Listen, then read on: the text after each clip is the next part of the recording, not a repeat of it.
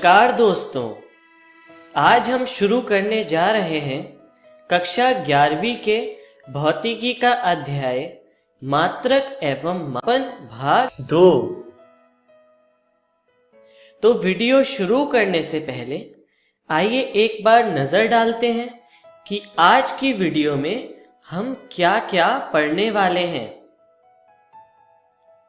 तो हम शुरू करेंगे मात्रक एवं मापन के परिचय से। उसके बाद हम पढ़ेंगे मात्रकों की प्रणाली तथा सबसे अंत में हम पढ़ेंगे मूल मात्रकों का मापन। तो चलिए शुरू करते हैं परिचय से। भौतिक राशियों का मापन किसी निश्चित मानक से तुलना करना होता है तथा संदर्भ मानक को मात्रक कहते हैं। जैसे अगर मैं आपसे पूछूं कि आपकी उम्र कितनी है, तो जवाब कुछ इस तरह से आएगा, 16 वर्ष या 17 वर्ष। अब इसको बताई हुई परिभाषा से समझने का प्रयास करते हैं। उदाहरण के रूप में मानते हैं कि आपकी आयु 16 वर्ष है। अब इसमें वर्ष क्या है? वर्ष वह समय अंतराल है जो पृथ्वी सूर्य का एक संपूर्ण चक्कर लगाने में लेती है। अर्थात हम अपनी उम्र को पृथ्वी की कक्षा के समय अंतराल से तुलना करके बताते हैं। इसके अनुसार किसी राशि की माप को किसी मानक के आगे एक संख्या के रूप में लिखकर व्यक्त किया जाता है और इस प्रकार ही भिन्न भिन्न राशियों को मापा जाता है। जैसा कि आपको बताया कि मापन के लिए एक निश्चित मानक से तुलना करते हैं, इस वजह से पूरी दुनिया में एक राशि के मापन के भिन्न भिन्न मानक बन गए और इसलिए मात्रकों की अलग अलग प्रणालियां बन गईं। चलिए देखते हैं मात्रकों की प्रणाली। यह प्रणाली इस तरह से है, जिसमें है CGS, FPS, MKS तथा SI। इन प्रणालियों के लिए लंबाई, द्रव्यमान तथा समय के मात्रक इस प्रकार हैं। भौतिक जगत की दुनिया में पहले CGS, FPS तथा MKS प्रणालियां आई थीं और फिर पूरे विश्व में एक मुख्य प्रणाली बनाने का निर्णय लिया गया, जिसके बाद SI प्रणाली आई, जिसका अर्थ है सिस्टम इंटरनेशनल। चलिए अब हम आगे बढ़ते हैं और मूल मात्रकों को समझते हैं।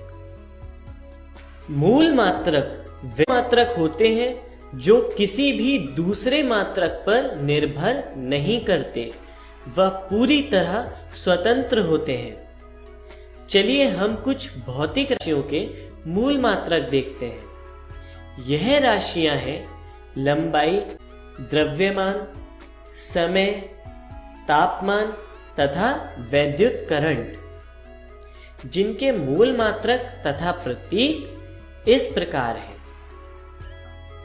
चलिए हम आगे बढ़ते हैं और व्युत्पन्न मात्रक नजर डालते हैं। व्युत्पन्न मात्रक वह मात्रक होते हैं जो दूसरे मात्रकों पर निर्भर करते हैं तथा पूरी तरह स्वतंत्र नहीं होते हैं। चलिए कुछ भौतिक राशियों के व्युत्पन्न मात्रक पर नजर डालते हैं, जो कि हैं बल, ऊर्जा व शक्ति, जिनके व्युत्पन्न मात्रक तथा प्रतीक इस प्रकार हैं। चलिए अब हम आगे चलते हैं और लंबाई के मापन पर नजर डालते हैं। लंबाई का मापन आप पिछली कक्षाओं से ही करते आए हैं।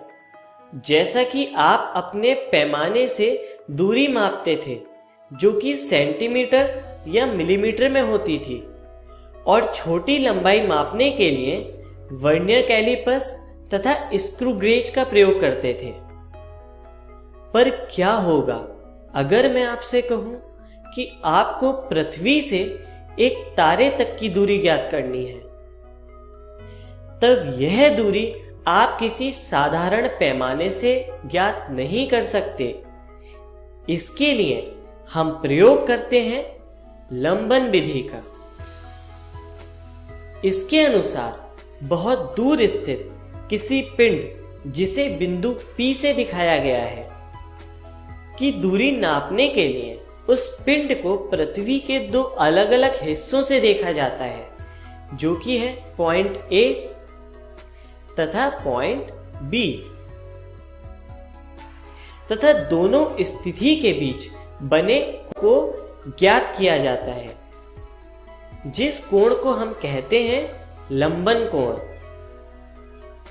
पिंड की दूरी बहुत अधिक होने की वजह से AB को एक चाप मान सकते हैं तथा हम प्रयोग कर सकते हैं सूत्र चाप बराबर त्रिज्या गुणा कोण, और इसके अनुसार लिखा जा सकता है AB बराबर AP गुणा थीटा, जहां से हमें मिलता है AP बराबर AB बटे थीटा, जहां पर AP उस पिंड तथा पृथ्वी के बीच की दूरी है।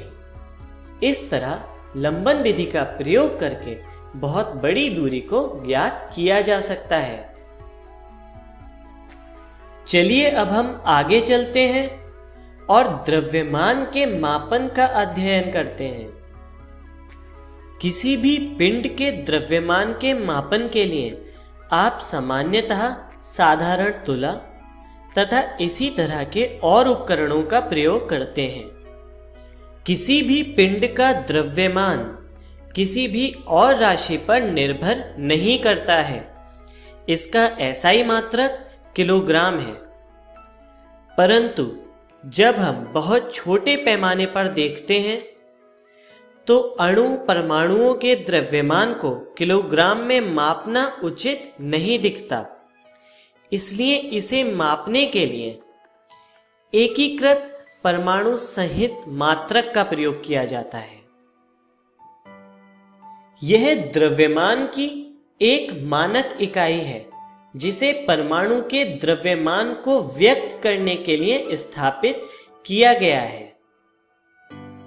इसके अनुसार 1U बराबर 1/12 कार्बन 12 परमाणु का द्रव्यमान, जहां पर 1U का मतलब है 1 एटॉमिक यूनिट, जो एकीकृत परमाणु सहित मात्रक की यूनिट है। चलिए अब हम आगे चलते हैं और समय के मापन पर नजर डालते हैं। जैसा कि हमने कुछ देर पहले एक उदाहरण में आपकी उम्र के साथ समय को समझा था, इसी प्रकार वर्ष के साथ साथ समय के बहुत से अन्य मात्रक भी होते हैं, जिनके सहारे आप घड़ी में समय देखते हैं, तथा यदि अगर घड़ी ना हो तो आप दिन और रात से समय का अंदाजा लगाते हैं। पर यदि हमें समय को बहुत शुद्धता से मापना हो तो उसके लिए हम परमाणुवीय मानक का प्रयोग करते हैं। इसके अनुसार समय एक सीजियम परमाणु में उत्पादित आवधिक कंपन पर आधारित है। मतलब एक सीजियम परमाणु कंपन करने में जितना समय लेता है, उस समय की तुलना से इस मानक का निर्माण किया गया है। चलिए हम आगे चलते हैं और मापन में त्रुटियों के बारे में पढ़ते हैं। किसी भी मापक यंत्र द्वारा हर माप के परिणाम में कुछ अनिश्चितता होती है। इस अनिश्चितता को त्रुटि कहा जाता है।